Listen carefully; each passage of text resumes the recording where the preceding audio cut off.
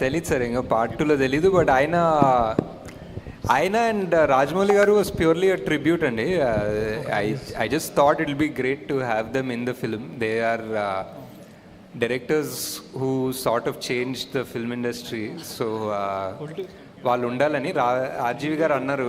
ఇంకా ఎందుకు అసలు నన్ను ఎందుకు అంటే ఆయన ఎప్పుడు యాక్ట్ చేయలేదు ముందు. సో ఇట్స్ లైక్ ఎందుకు ఉండాలి నేను ఈ సినిమాలో అంటే, సార్ మీరు కలియుగంలో మీరు ఉంటారనిపిస్తుంది సార్ అంటే.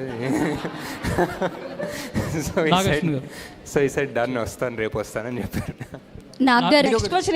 ప్రభాస్ గారి గురించి sir, after completion of this journey what is Prabhas to you అంటే ఏం చెప్తారు? ప్రభాస్ గారి గురించి ఎలాంటి బాండేజ్ ఉంది? ఆయన ఎలా రియాక్ట్ అయ్యారా అర్థం కాలేదు సార్. బాండేజ్ ఏంటి సినిమా జర్నీ తర్వాత అంటే బాండేజ్ ఉంది మీకు? జస్ట్ మొన్న ఏదో ఒక పోస్ట్ పెట్టాను కదా, అదే బాండేజ్. ఇట్స్ ఒక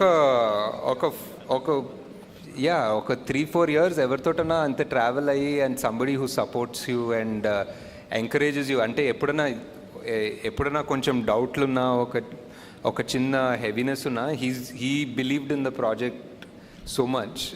ఎప్పుడు అసలు మీరు ఏం తీస్తున్నారో మీకు అర్థమవుతుందా, మీకు ఇది తెలుస్తుందా ఏం తీస్తున్నారు, మీరు అస్సలు వరి కాకండి, this is huge, this is massive, నేను చాలా 20 ఏళ్ళుగా తీస్తున్నా కదా, దిస్ ఇస్ నాట్ నార్మల్ అని చాలా ఎంకరేజ్ చేసేవాళ్ళు. That I don't know, just to encourage me or really he believed it, but that helped a lot.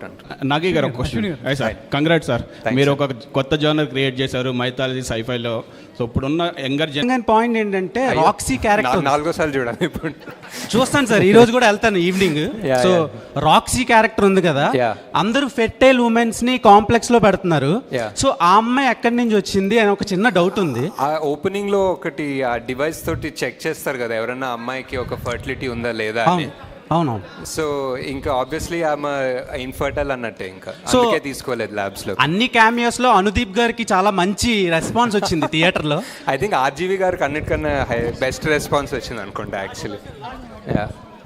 Sir ఇక్కడ సార్, సో మహాభారతంలో మోస్ట్ సెల్ఫ్లెస్ క్యారెక్టర్ ఎవరంటే కర్ణుడు. సో ఫైనల్లీ మేము conclude చేసుకున్నది భైరవ కర్ణుడి కింద. బట్ కర్ణుడిని మోస్ట్ సెల్ఫిష్ ఫెలోగా చూపించారు. అంటే నేను కాంప్లెక్స్కి వెళ్ళాలి, నాకు యూనిట్స్ కావాలని. సో ఏంటి ఆ రీజన్ ఏంటి? అండ్ ఇంకో క్వశ్చన్ ఉంది సార్, అదేంటంటే అప్పట్లో మహాభారతంలో కర్ణుడు అధర్మం వైపు నిలబడ్డాడు కాబట్టి హీరోగా కన్సిడర్ చేయలేకపోయారు. అంటే పాండవులకి దక్కిన ఘనత దక్కలేదు. సో ఇప్పుడు మీరు ధర్మం వైపు నిలబెట్టి ఆ హీరో ఆ ఘనత దక్కించాలనుకుంటున్నారా ఆన్ స్క్రీన్? ఏమో మీరే ఆల్మోస్ట్ ఆన్సర్ ఇచ్చినట్టున్నారు. నేను దానికి ఏం రెస్పాన్స్ తెలియదు. బట్ ఫస్ట్ పార్ట్ ఏమో అంతే యాక్చువల్లీ మీ క్వశ్చనే answer actually. Sir Vijay Devarakonda capability చూసి అర్జునుడి క్యారెక్టర్ ఇచ్చిన మీరు విజయ్ దేవరకొండతో సినిమా చేసే అవకాశం ఉందా ఫర్దర్గా? అదే చేయాలి సార్. ఇంకా టైం ఇవన్నీ ఇలా సంవత్సరాలు, డెకేడ్స్, దశాబ్దాలు పడుతున్నాయి కదా, అయిపోయింది. Nag Ashwin sir, this is Chandu. So first కల్కి స్క్రిప్ట్ ప్రభాస్ గారికి చెప్పిన తర్వాత ఆయన రియాక్షన్ ఏంటి? అండ్ బుజ్జి, భైరవ, అశ్వత్థామ అండ్ అస్కిన్, ఈ 4 క్యారెక్టర్లో మీరు ఏ క్యారెక్టర్ని డిజైన్ చేయడానికి చాలా ఛాలెంజింగ్గా తీసుకున్నారు? ప్రభాస్ గారు వాజ్ లైక్ ఇది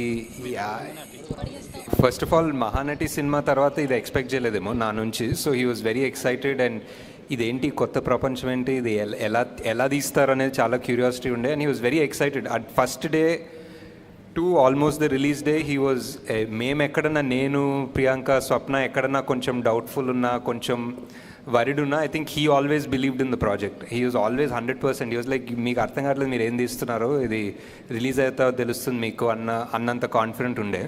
so that gave us a lot of strength actually. And Bujji design చేయడం కష్టం అండి డెఫినెట్లీ. అది ఒక ఆటోమొబైల్ ఇంజనీరింగ్ చేయాలి దానికోసం. సో హాయ్ నాగేశ్వన్ సార్, మనకు గాడ్ అనేది ఒక ఫామ్లెస్గా ఉంటేనే ఒక పవర్ఫుల్ ఉంటుందనే belief sir. So that's why.